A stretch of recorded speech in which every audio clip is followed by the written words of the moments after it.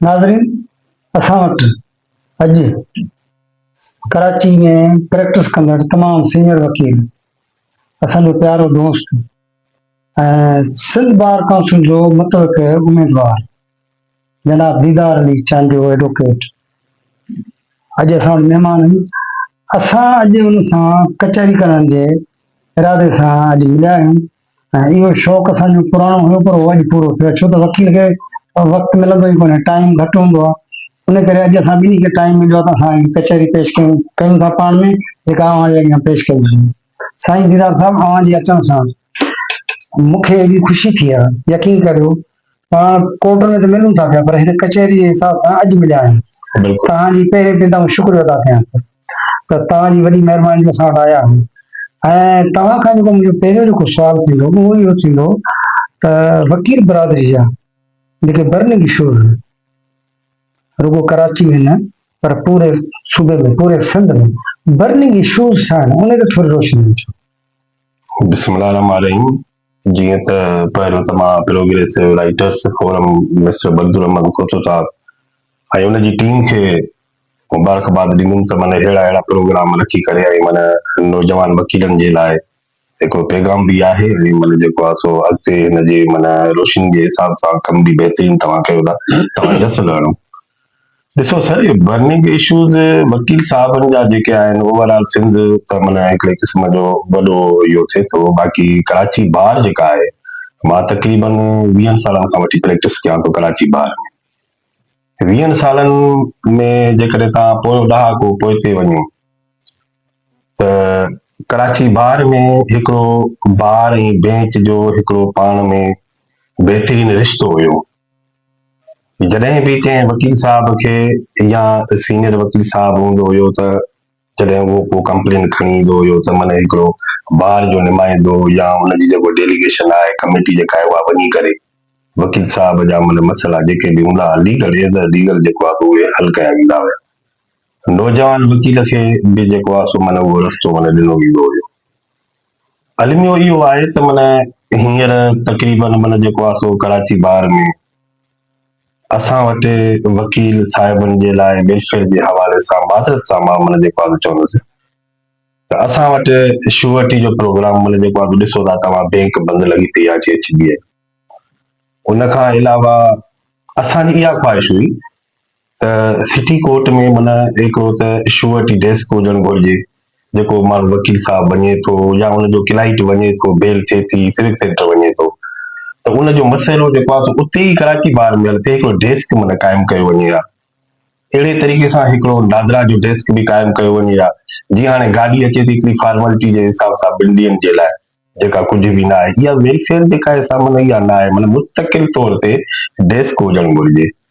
ॿियो नंबर, ॿी जेका 3 नंबर जेको आहे डेस्क, उहा हुजणु घुरिजे जेका एक्साइज जे हिसाब सां हुजणु घुरिजे। माना हिकिड़ो शुअटी जे हवाले सां 3 नंबर उहा हुजणु घुरिजे जेका पुलिस जे हवाले सां कंप्लेन, मसलन हिकिड़ो सीनियर वकील आहे या जूनियर वकील आहे या कहिड़ो बि वकील साहब आहे, असांजो दोस्त जेको भाउ आहे, नौजवान आहे या सीनियर आहे, उन सां को प्रॉब्लम थिए थो,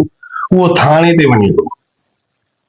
त उन वकील साहब जो मसइलो उते ई सिटी कोर्ट में माना हल घुरिजे। उनजी बि हिकिड़ी प्रॉपर 24 कलाक माना जेको आहे सो माना उते कंप्लेन सेंटर थियणु घुरिजे जंहिंजो उनजो मसइलो उते जो उते हल थी वञे। माना असां वटि इहो आहे त असां वटि सिटी कोर्ट जो थाणो ई बंदि लॻो पियो आहे, जो असां कंप्लेन किथे खणी वञूं। मसलन सिटी कोर्ट में हिकिड़ो वकील साहब आहे, हुन सां प्रॉब्लम थी थो वञे त उहो काॾे वञे। हाणे इहे प्रॉब्लम्स जेके आहिनि, जेके बेसिक प्रॉब्लम्स बर्निंग इशूज़ आहिनि, माना इहे बार जे हवाले सां हर महीने, हर 15 ॾींहं जेके डीजे जेके हूंदा हुया सिटी कोर्ट जा जेके आहिनि, माना उन सां हिकिड़ी बार कमेटी जेका आहे सा बार जेका कमेटी आहे उहा वेहंदी हुई। वेही करे उहे जेके मसइला जेके वकील साहबनि जा हूंदा या माना जेको आहे सो जज साहब जजिस जा हूंदा हुया, उहे मसइला जेके आहिनि सो माना सॉल्व कया वेंदा हुया, उहे माना यकदम फौरी तौर ते उहे मसइला हल थी वेंदा त इहे बर्निंग इशूज़ जेके आहिनि इहे एतिरा पैदा न थींदा हुया। हींअर माज़रत सां माना हींअर जो केर बि माना वेलफेयर जे हवाले सां माना ॾिठो वञे थो त उनखे माना इहा शइ जेका आहे करण जी ज़रूरत आहे जेके भी हींअर मौजूदा कमेटी में दोस्त आहिनि तमामु बहितरीन दोस्त आहिनि माना उहे चाहिनि त अॻिते कम खे वधाए सघनि था ऐं अॻिते वेलफेयर जे हिसाब सां वकील ॿाहिरनि जा मसइला हल थी सघनि था जंहिंजे करे माना कम करण जी तमामु घणी ज़रूरत आहे जेका माना हुजणु घुरिजे। हाणे तव्हां ॾाढी सुठी रोशनी ॾिठी आहे। इहो मुंहिंजे ज़हन में कोन हो त डेस्क थियणु खपे। अगरि त थाणे वारो मसइलो तव्हां ॿुधायो त हिते 24 कलाक सर्विस हुअणु खपे, नादरा जी बि हुअणु खपे। मसइलो हिकु ॿियो आहे बार ऐं बेंच जे विच में जेको हीअ तालुक आहे, सीनियर वकील खे अहमियत ॾिनी थी वञे, जूनियर वकील खे ॾिठो ई कोन थो वञे। इहा शिकायतूं आहिनि, माज़रत सां चऊं था। हाणे इन जे सिलसिले में तव्हां छा था चवणु चाहियो त ईअं आहे या कोन्हे, इहो हुजणु खपे या न हुजणु खपे, इन सिलसिले में छा? छो त जेको जूनियर वकील अचे थो उहो ग़लतियूं त कंदो, कानून आहिनि या रूलिंग्स आहिनि त ग़लती वकील करे न, ग़लती थिए थी, लिटिगेंट करे थो, ग़लती थिए, ड्राफ्टिंग सही नथो करे, पर जज खे जेको इंसाफ़ करणो तंहिं सूरत में बिल्कुलु सही ॻाल्हि इन ते आहे, तव्हांजी बिल्कुलु सरीने में तव्हांजी ॻाल्हि सही आहे त जॾहिं कोर्ट में वकील साहब पेश थिए थो त अगरि असां त इहो सिखियो आहे सीनियरनि खां त जॾहिं जूनियर खे का शइ नथी अचे त उहो it is responsibility of the judiciary जज जी। जेकॾहिं वकील साहब खे कंहिं पॉइंट ऑफ व्यू खां माना हिकिड़ी शइ माना मिस्टेक थी वई या माना हिकिड़ी एरर मिस्टेक या क्लिनिकल मिस्टेक थी वई त it is the duty of the judicial presiding अफसर उहो उनखे हू सम्झाए। इहा रिस्पॉन्सिबिलिटी बि आहे, इहो लॉ बि आहे त कोर्ट माना जेको आहे सो गाइड कंदी आहे, माना जेको आहे सो वकील साहब खे लिटिगेंट खे बि माना जेको आहे सो कोर्ट गाइड कंदी आहे। इहो कोर्ट जी ज़िमेदारी आहे त माना उनखे जेके पेचीदगियूं जेके आहिनि उनखे माना जेको आहे मथे खणी अचे। माना कोर्ट माना वॾेरे जी ओताक न हुजणु घुरिजे। कोर्ट में वकील साहब वञे त माना वकील साहब वञे छो थो पंहिंजो ज़ाती कम, वकील साहब वञे थो इंसाफ़ वठणु। हाणे जॾहिं इंसाफ़ वठण कोर्ट में वञे थो त कोर्ट जो दरवाज़ो जेको आहे अगरि उहो सही नमूने सां नथो खुले ऐं जेको इंसाफ़ आहे उहो सही नमूने सां डिलीवर नथो थिए त पोइ त लिटिगेंट त माना जेको आहे परेशान आहे ई आहे, पर उहो उन सां गॾु वकील साहब खे बि माना जेको आहे प्रॉब्लम क्रिएट थी था वञनि त माना हू चवंदो त बाबा हीउ त कमु इंसाफ़ त असांखे न वठाए ॾिनो। त जज साहब जी इहा ज़िमेदारी आहे, बार जी बि ज़िमेदारी आहे, त उन सां वॾे में वॾी बेंच जी बि ज़िमेदारी आहे त उहो बि इन्हनि शयुनि खे हालतुनि खे माना जेको आहे सो ॾिसे। असां अॻ में जूनियर हूंदा हुआसीं त असां माना हिकिड़े क़िस्म जो वेंदा हुआसीं, असांखे हिकिड़ी न को बि माना अगरि का एप्लीकेशन माना हलो थींदी त असां तमामु घणो ख़ुशि थींदा हुआसीं त फिलहाणो माना जज साहब जेको आहे असांखे तमामु घणो रिलीफ ॾिनो। माना जेको आहे असां इहे ॻाल्हि ॿाहिरि कंदा आहियूं, कोर्टुनि खां ॿाहिरि बेंच बार में वेहंदा आहियूं जॾहिं न असां बार में वकीलनि सां वेहंदा आहियूं, दोस्तनि सां वेहंदा आहियूं, सीनियर जूनियर सां वेहंदा आहियूं त कॾहिं कॾहिं असां वटि इहो ई थींदो आहे का बेल जो को हूंदो आहे या का अहिड़ी का शइ हूंदी आहे त असांखे माना रिलीफ मिलंदो आहे या असांखे को गाइड कंदो आहे जज साहब त असांखे माना ख़ुशी महसूस थींदी आहे त ही बाक़ी इहो आहे त माना हिकिड़े क़िस्म जो फाइल उछलाइण ऐं माना हिकिड़े जेको आहे सो माना जेॾी महिल माण्हू स्पीच करे थो या माना जेको आहे सो माना आर्ग्यूमेंट्स करे थो त उन खां पोइ माना जज साहब जी माना कावड़ या माना गुस्सो जेको आहे जेॾी महिल वकील साहब जे मथां थिए थो, इहो अगेंस्ट माना जेको आहे सो सोसाइटी बि आहे ऐं माना जस्टिस बि आहे। हा दीदार साहब, तव्हां ॾाढो सुठो जेको आहे सो एनालाइज़ कयो आहे। बर्निंग इशूज़ ते बि ॻाल्हायो अथव, बार ऐं बेंच जो मसइलो बि तव्हां ॻाल्हायो। हाणे तव्हां जे ज़ाती ज़िंदगी जे बारे मां कुझु सुवाल पुछणु चाहियां थो त तव्हां सिंध बार काउंसिल जे इलेक्शन लड़ण लाइ तव्हां वरी तयारु थियो पिया या तव्हांजी छा पोज़ीशन आहे? तव्हां बीहंदो कंटेस्ट कंदो त कंटेस्ट कंदो त कहिड़े ज़िले मां कंदो ऐं तव्हांजी तयारी केतिरी आहे? तमामु बहितरीन सवाल कयो अथव ऐं तमामु ॾुखियो सवाल कयो आहे तव्हां। खोसा साहब पहिरियों त मां रिक्वेस्ट तव्हांखे कंदुसि त मूंखे पंहिंजे दोस्तनि जेको भाइरनि आहे माना उन्हनि मूंखे इलेक्शन में माना जेको आहे सो विढ़ण जी माना इजाज़त ॾिनी आहे। मां डिस्ट्रिक्ट सेंट्रल मां माना जेको आहे सो हिन साल इलेक्शन माना विढ़ा पियो ऐं मुंहिंजो पर्पज़ 2020 में बि मां कंटेस्ट कयो हुयो ऐं मां हुन में थोरे वोटनि तां हाराए वियो हुउसि। असल में छा आहे जो सिंध बार काउंसिल जेको आहे उहा जॾहिं माण्हू इलेक्शन खटे अचे थो त उन खां पोइ माना हिकदमि माना जेको आहे सो सियासी पार्टियूं जेके आहिनि उहे हालांकि उन खां पहिरियां ई माना जेको आहे हावी थी वञे माना जेको आहे असरअंदाज थी वञे माना पाकिस्तान बार काउंसिल जा उम्मीदवार जेके बीहनि था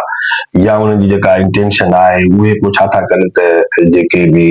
माना सम्झनि था त ही खटनि था इलेक्शन त उन्हनि खे माना जेको आहे सो माना वेझो आणण जी कोशिशि कनि था पोइ छा था कनि पाकिस्तान बार काउंसिल जा मेंबर थी था वञनि सिंध बार काउंसिल जेको आहे सो माना पोइ सां माना हिन में माना जेके बि बेनिफिशरी रहिया आहिनि इहो त माना जेको आहे सो उन्हनि खां इहा शइ पुछणु घुरिजे त तव्हां माना वकीलनि जे लाइ डिलीवर जेको आहे सो छा कयो आहे हालांकि सिंध बार काउंसिल में माना जेको सीनियर पेट्रोल 65 इयर्स एज जे थी वञे उनखे 2 लख रुपया मिलनि था हाणे इहे 2 लख रुपया माना जेको आहे सो छा आहिनि तव्हां इंडिया में माना हींअर जो रिसेंटली असांखे ख़बर पई आहे त इंडिया में माना जेको सीनियर एडवोकेट जेको 65 इयर्स एज जेका उहो करे थो वञे उनखे माना तक़रीबन 10 लख रुपया माना ॾिना वञनि था ऐं प्लस में माना जेको आहे सो उनखे 18 ग्रेड जी इक्विवेलेंट पेंशन ॾिनी वञे थी वाह ये नई ॻाल्हि आहे। माना इहा हिकिड़े क़िस्म जो तव्हां अंदाज़ो लॻायो त माना पेंशन ॾिनी वञे थी उनखे 18 ग्रेड जो इक्विवेलेंट सम्झो वञे थो ऐं उन इहा वेलफेयर इहा ई इनखे चइबो आहे न वेलफेयर नौजवान जेको वकील आहे जेको उते वञे थो सिंध बार काउंसिल में या को बि वकील साहब जॾहिं बि माना काउंसिल में वञे थो उहो ईअं थो सम्झे त हीउ ॼण त कंहिं वॾेरे जी औताक आहे हू इहा शइ नथो सम्झे त माना ही जेका आहे सा ऑफिस आहे सिंध बार काउंसिल जी उहो वरी पोइ असांखे वरी इहा शइ महसूसु कराइण थी पए त यार माना जेको आहे त असां हिन ॾे वञूं था फलाणे ख़ान साहब ॾे वञूं था फलाणे साहब खे चऊं था त भाई ही कमु माना जेको आहे ही कमु आहे हालांकि वकील खे वञणु घुरिजे त हुनखे ईअं महसूसु थिए त ही असांजी पंहिंजी ऑफिस आहे हिन में असां 5 रुपया हर साल ॾींदा आहियूं ऐं ही माना असां हिन जा मालिक ऐं ओनर असां हिन जा माना ज़ाती मुलाज़िम या ज़ाती अहिड़ी का शइ माना जेको आहे असां न आहियूं त माज़रत सां माना असां जॾहिं वेंदा आहियूं सिंध बार काउंसिल में असांखे ईअं फील थींदो आहे त इन शइ खे माना हटाइण घुरिजे ख़तमु थियणु घुरिजे हिनखे ऐं वेलफेयर जो मतिलबु छा आहे वेलफेयर त माना तव्हां वञो त तव्हांजो कमु माना थी वञे निज़ार साहब तमामु वॾी ॻाल्हि कई अथव। माना कमु सिंध बार काउंसिल में वाकई ईअं आहे जेको असांखे महसूसु थींदो आहे हिकु त माण्हू लोड़े थो 65 साल जी उमिरि ताईं हुनखे कमु वठंदा रत पिए थी या को वकालत जेका ऐं हू पंहिंजो रेगुलर अचे थो ऐं जे वरी इहो 65 साल पूरा करे थो 2 लख ॾेई था ॾियनि ऐं न पेंशन आहे न वरी को सहूलियत आहे हाणे इहे सभु ॻाल्हियूं आहिनि तव्हांजो जज़्बो मूंखे ॾाढो ई पसंदि ईंदो आहे तव्हां खां हिकिड़ी ॿी ॻाल्हि नई ॻाल्हि मां पुछां थो पर नई न आहे पर हिकिड़ी ॻाल्हि ही पुछां थो त तव्हां सिंध जे पाणीअ जे मसइले ते ऐं ॿियो जेको ज़मीन फार्मिंग जे बहाने सां जेके हड़प कयूं पहिरियूं उन बारे में वकील बिरादरी बि तव्हां वड़ी चओ सघे पर उन में तव्हांजो वॾो वॾो किरदारु रोल रहियो आहे तव्हां ऐं ॿियो असांजो दोस्त जनाब खलील अहमद अंसारी साहब बिल्कुलु ऐं मुंहिंजी ख़्वाहिश आहे मां हुनजो बि हिकिड़ी इंटरव्यू कयां जी त जेको आहे सो इहो तव्हांखे कीअं जज़्बो जाॻियो त तव्हां सिटी कोर्ट में हिकिड़ी कैब क़ाइमु कई जंहिंमें असां सभु आयासीं आऊं त रोज़ ईंदो तक़रीबन ऐं उते जेको जज़्बो मूं ॾिठो इन जज़्बे मां ज़ाहिर थियो पियो हिकु त माण्हू खे इन मक़सद सां बि लाॻापो रखणो पए त असांजा पाणी जो मसइलो ऐं फार्मिंग जो मसइलो इहो हल थियणु खपे वकील हल कंदा इहो माण्हुनि खे तव्हां सां बि मोहबत थिए पई त तव्हां हिन कम में हथु विधो आहे तव्हां ऐं खलील अंसारी साहब असांजे वकील बिरादरी तव्हां सभु प्यारु कयो मूं ई को ॾिठो पिए हाणे इनखे तव्हां कीअं था सम्झो इन जेको नतीजो निकितो जेको बि थियो आहे कीअं बि थियो आहे पर तव्हां मुख़्तसर तौर असांखे ॿुधायो छो त पाण खे टाइम पंहिंजो घटि आहे तंहिंजे करे इन बारे में तव्हां ॿुधायो बिल्कुलु इन में त तमामु घणे टाइम जी ज़रूरत आहे तव्हां असांखे पाण ई चओ था त वॾो टाइम तमामु घटि आहे ॾिसो सर असां सिंध दोस्त वकील भाई आहियूं असां शुरूआति जेका हीउ जेको कोर्ट जेको पातो असां हीअ असां माना सिंध धरती जे हवाले सां माना जेको आहे हिन कोर्ट खे असां माना पातोसीं बेसिकली असां माना जेको आहे सो असां इहे वेलफेयर जा कम कंदा माना अचूं पिया खलील अंसारी साहब मुंहिंजे आयो ऑफिस में चई त माना ही मसइला मां चई त बर्निंग इश्यूज़ आहिनि पाणी जी खोट जेके माना केनालनि जे ख़िलाफ़ ऐं फार्मिंग जेका थिए पई माना लखे एकड़ ज़मीन सिंध जी जेका ॾिनी वञे थी पई उन जे लाइ असां कैंप हयूं 3 महीननि ताईं असां वटि हर उहो शऊर पसंदि माण्हू आयो हर उहो शऊर पसंदि सिंध दोस्त जेको सिंध जो दर्द ॾुख तकलीफ़ रखंदड़ जेको हुयो उन में सिर्फ़ु सिंधी दोस्त वकील न हुया माना उन में न सिंधी बि हुया उन में माना पठान दोस्त बि हुया जेके को माना जेको आहे सो हमदर्द हुया दोस्त हुया मतिलबु वतन दोस्त सभु माण्हू आया टोटल माण्हू आया उन में माना जेको आहे सो उर्दू स्पीकिंग बि आयो हर सिके जो माण्हू जेको आहे सो असांखे उन्हनि एप्रिशिएट सियासी माण्हू सियासी माण्हू आफ़ाक़ अहमद जहिड़ो माण्हू बि उहो अची करे असां सां माना जेको आहे हमदर्दी जे हा, तौर वॾी ते ॻाल्हि अची बीह रहियो। उन खां पोइ अली मादल शेख, ॿिया अलाए केतिरा नाला आहिनि जेके आहिनि, जेके इवन अपोजिशन पीपल्स जा पार्टी जा माण्हू पीपल्स आया, पार्टी जा बि जेके शऊर पसंद माण्हू जेके बादशाह आहिनि, माण्हू आया, बाशूर माण्हू, उहे बि आया आहिनि हिन में। मुस्लिम लीग वारा आया। मुस्लिम लीग नून आई, हर सियासी पार्टी जो माण्हू हा, माना आयो। ऐं सिर्फ़ु ओवरऑल सिंध जो माण्हू माना जेको आहे सॼी सिंध ॿाहिरि सिंध जा हैदराबाद जा लालकाने जा मीरपुर ख़ासि जा सखर जा दोस्त वकील आया, जिन एप्रीशिएट कयो, गुल असांखे पाराया विया ऐं माना जेको आहे असांखे तमामु घणी मोट ॾिनी वई। मां उन्हनि दोस्तनि जो शुक्रगुज़ार आहियां तव्हांजे हिन तसल्सल सां, त माना उन्हनि तमामु घणो असांखे मोट ॾिनी। जॾहिं असां ॿलो धरणे में बि वियासीं त 13 ॾींहं मुसलसल असां उन धरणे में वियासीं। उते 13 ॾींहंनि में माना जेको आहे सो पहिरियों त माना हिकिड़ो बहितरीन क़िस्म जो माना जेको आहे सो माना कमु हुयो। ऐं माना शुरूआति जेका थी बहितरीन अंदाज़ सां थी। असांखे ईअं महसूस पियो थिए त असां माना जेको आहे सो हिकिड़ो सिंध जेको आहे सो माना हिकिड़ो नओं जनम वरितो आहे। एमआरडी तई खां पोइ माना शायदि ही पहिरियों चकर हुयो असांजी लाइफ में, असांजी ज़िंदगीअ में, जो हेॾी जदोजहद ॿलो धरणे में माना जेको आहे सो असां माना कईसीं। ऐं असां पंहिंजो पाण ते फ़ख्रु महसूस कयूं था त माना असां उनजो हिसो बि हुयासीं ऐं असां माना उते रहियासीं बि। ॿी ॻाल्हि इहा ई आहे त माना उन खां पोइ जेके हालात पैदा थिया, उन खां पोइ वरी अल्टरनेट मोरे जो इशू थियो ऐं उन में जेके शहीद जेके इरफान लगारी ऐं माना ज़ाहिद लगारी, ॿियो दोस्त जंहिंजी माना टंग जेका ज़ाहिर थी वई, उनजी बि असां पुरज़ोर तौर ते मज़म्मत कयूं था। ॾिसो, इहे स्टेट ऐं हुकूमत खे इन्हनि शयुनि खां माना अवॉइड करणु घुरिजे। जेको आहे सो माना तहरीकूं जेके आहिनि इहे जनम वठंदियूं आहिनि। अॼु हुकूमत में जेके आहिनि सुभाणे उहे अपोज़िशन में हूंदा। माना उहो हिकिड़ो माना सिस्टम, उहा जेका पुलिस रात आहे, उहो जेको हिकिड़ो पुल जो सिस्टम जेको आहे उहो रखणु घुरिजे। ऐं उन्हनि दोस्तनि खे या जेके हुकूमत में मौजूदु आहिनि उन्हनि खे इहो सोचणु घुरिजे त अॼु असां हुकूमत में, सुभाणे असां अपोज़िशन में, त असां सां बि इहा ई हालत थींदी। त उन्हनि खे माना पुरज़ोर तौर ते माना रिक्वेस्ट कजे थी त माना इन्हनि शयुनि खां माना जेको आहे हटनि। उन्हनि ॻोठ वारनि दोस्तनि खे, जेके बि असांजा वतन दोस्त आहिनि, उन्हनि खे फ्री एंड फेयर जेको आहे छॾियो वञे। इंडिपेंडेंट जुडिशरी जे हवाले सां माना जेको आहे उनजी इंक्वायरी कई वञे जुडिशरी जे थ्रू। ऐं इहे कम जेके आहिनि माना इहे त माना करणु घुरिजनि। माना फंडामेंटल राइट्स, इंसानी हुकूक माना जेके आहिनि माना उहे छा था चवनि, इहे त चवनि था त तव्हां हुनखे माना जेको आहे सो माना तव्हां फ्री एंड फेयर छॾियो। भला हिकिड़ो हाई कोर्ट जो जज अपॉइंट थींदो त हुन में छा थी पवंदो ख़ुदा साहब? साईं दीदार चांडिया साहब, तव्हां ऐं असांजो तालुक ॿाराड़ी सां आहे। तव्हां बेटो जतोई मेहर, जी मां ॻोठ खाथड़ी खैपुर नाथन शाह। तव्हां सां जिन मरण मां गुज़री हिते कराची आया आहियूं, वकालत में जेके असां जदोजहद कई आहे, ऐं तव्हां मूंखे यादि थो पए त तव्हां जॾहिं LLB कंदा त वॾे शौक़ सां तव्हां कॉलेज वञणु अचणु, लाड़काणे में पढ़णु, तव्हांजो थोरो चाह हो। तव्हां उते उहो इलाइक़ो छॾे पोइ वरी हिते आहियो। तव्हां कहिड़नि मरण मां गुज़रिया आहियो इहो ॿुधायो। ऐं नौजवाननि लाइ पैगाम बि ॾियो त नौजवान वकील ज़बरदस्त, खे छा करणु खपे। बिल्कुलु ज़बरदस्त सवाल आहे इहो तव्हांजो सर। इहो पहिरियों त मां तव्हांजो बि शुक्रिया अदा कंदुसि ख़ुदा साहब, तव्हां मूंखे इनकरेज कयो। तव्हां as a teacher, as a big brother, माना तव्हां मूंखे माना इनकरेज कयो त बाबा हितां वञिणो आहे, कराची प्रैक्टिस तव्हांखे करणी आहे। बदर राउजो साहब हिन बि आहे, अहम किरदारु आहे हुनजो। उन खां पोइ मुनवर अली जतोई एडवोकेट साहब जेको आहे उनजो वॾे में वॾो किरदारु आहे। उन मूंखे माना जेको आहे सो तमामु घणो उत्साह ॾिनो। इन्हनि हरणी सां मिली करे हिकिड़ो ॿियो ॾाढो माण्हू जेको दादू ऐं केन शाह जो, जेको तव्हांजे माना ख़ासि करे इलाइक़े जो मामू रसूल बख्श बिरोई, जेको असांजो टीचर बि हुयो, जेको असांजो माना फादर बि सम्झो शौर त ॾियण माना में उनजो वॾो हथ शऊर हो। पसंदि में जेको माण्हू माना जंहिं असांखे शऊर ॾिनो, जंहिं मूंखे तमामु घणो माना इनकरेज कयो त माना वञ कराची, ऐं हुते हिते कुझु बि कोन्हे को। जॾहिं मां हिते आयुसि, मां प्रैक्टिस स्टार्ट कई त ईमानदारी वारी ॻाल्हि इहा ई आहे त माना मूंखे तमामु बहितरीन इंसान मिलिया, सुठा वकील दोस्त मिलिया। ऐं मां थो चवां त माना जेके बि नौजवान वकील भाइर आहिनि, जेके हिते प्रैक्टिस करणु चाहिनि था कराचीअ में, ऐं जेके न्यू कमर्स जेके हिते आया आहिनि, ईमानदारी वारी ॻाल्हि थो मां कयां ख़ुदा साहब, त माना हिते तव्हांखे तमामु घणा मौक़ा आहिनि। माना हिते तव्हांखे सरकारी वकील बण जे लाइ तमामु घणा मौक़ा आहिनि, जुडिशरी में वञण जे लाइ तमामु घणा मौक़ा आहिनि। हिते तव्हांखे बहितरीन लाइब्रेरीज़ आहिनि कराची में पढ़ण जे लाइ। तव्हां माना उन्हनि शयुनि खे ॾिसी करे, असां जॾहिं आयासीं त असांजो माना जेको आहे सो वक़्तु ॿियो हुयो, असांखे केरु सम्झाइण वारो कोन हुयो। हींअर तव्हां माना जेके आया हो, मां थो चवां त असां सिंधी वकील या जेको वकील भाउ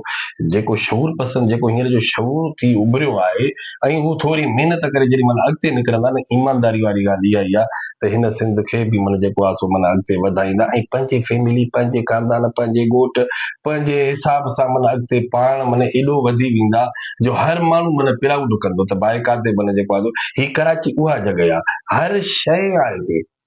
फ्यूचर माना हिते नौजवान वकील हर क़िस्म जी प्रैक्टिस बि आहे, तमामु बहितरीन क़िस्म जी हिते सिविल प्रैक्टिस आहे, क्रिमिनल जी प्रैक्टिस आहे, बैंकिंग जी आहे, टैक्सिस जी आहे, माना हिते लेबर जी आहे, माना लेबर जी तव्हांखे सर्विस जी आहे, सर्विस तव्हांखे हिते हाई कोर्ट माना जेको आहे विकपंद ते आहे, सिटी कोर्ट विकपंद ते आहे, मलीर कोर्ट आहे, तव्हांखे हिते माना मां त चवां त 2-4-5 सालनि खां पोइ तव्हां पंहिंजी फैमिली सां सेटल थी सघो था, तव्हां पंहिंजो फ्यूचर बहितरीन पंहिंजे औलाद पंहिंजे खानदान खे माना अॻिते वधाए सघो था, पर शर्त इहा आहे त हुन में ईमानदारी हुजणु घुरिजे, ऑनेस्टी हुजणु घुरिजे, पंक्चुअलिटी हुजणु घुरिजे, ऐं माना जेको आहे सो ओबीडेंसी जेका आहे उहा हुजणु घुरिजे। सीनियर खां सिखण वारी उस्ताद खां जेकॾहिं माण्हू सिखी वियो त उन जे लाइ ही फ्यूचर आहे सर, हिनखे का नौकिरी पुॼे ई कान्हे, ही बादशाही आहे, ही लॉर्डशिप आहे सर, बिल्कुलु इहे बादशाह था इहे सर। दीदार झांझा साहब, तव्हांजी मूंखे ॻाल्हियूं सभु वणियूं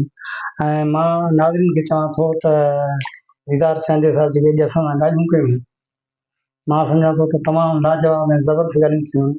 तंहिंजे करे ऐं वक़्तु बि असांजो तमामु थोरो हो ऐं साईं तमामु पूरे वक़्त ते पंहिंजूं ॻाल्हियूं पूरियूं कयूं। साईं तव्हांजी तमामु वॾी महिरबानी जो असां वटि आयो, ऐं यकीन करियो त मूंखे एॾी ख़ुशी थी आहे त तव्हां मतिलबु त तव्हां ॻोठां निकिरे ॿेटे खां निकिरी हिते कराची जॾहिं आया हो ऐं तव्हां हिकिड़ी वॾी महिनत कई आहे, तंहिंजे करे मां तव्हांजो खे जस बि ॾियां थो ऐं तव्हां खां उमिरि में वॾो बि आहियां, सीनियर बि आहियां, उन हिसाब सां मूंखे एॾी ख़ुशी थी आहे जो तव्हां सिंध बार काउंसिल में अचो था, ऐं मूंखे यकीन आहे त तव्हां सिंध बार काउंसिल में तव्हां अची सिलेक्ट थी तव्हां वरी बि ख़िदमत कंदो, मूंखे उन जी उमेद आहे, छो त तव्हां असांजो जेको ख़ानदानी पेशो आहे, वरसो आहे, उहो ख़िदमत आहे। असां वटि केतिरी बि दौलत हुजे न हुजे, पर असां ख़िदमतगार आहियूं, त तव्हांजी वॾी महिरबानी। ऐं मां नाज़रीन दीदार झांझे लाइ तमामु नेक तमनाऊं रखणु घुरिजनि, छो त हीउ ख़िदमतगार आहे ऐं सिंध बार काउंसिल में तव्हांजी वॾी महिरबानी थींदी। जीअं असां ॿिनि वकील भाइरनि जा बि इंटरव्यू कंदासीं, पर असांजो जेको अॼोको इंटरव्यू आहे उन ते कमेंट्स ज़रूरु अचणु खपनि। तव्हांजी वॾी महिरबानी।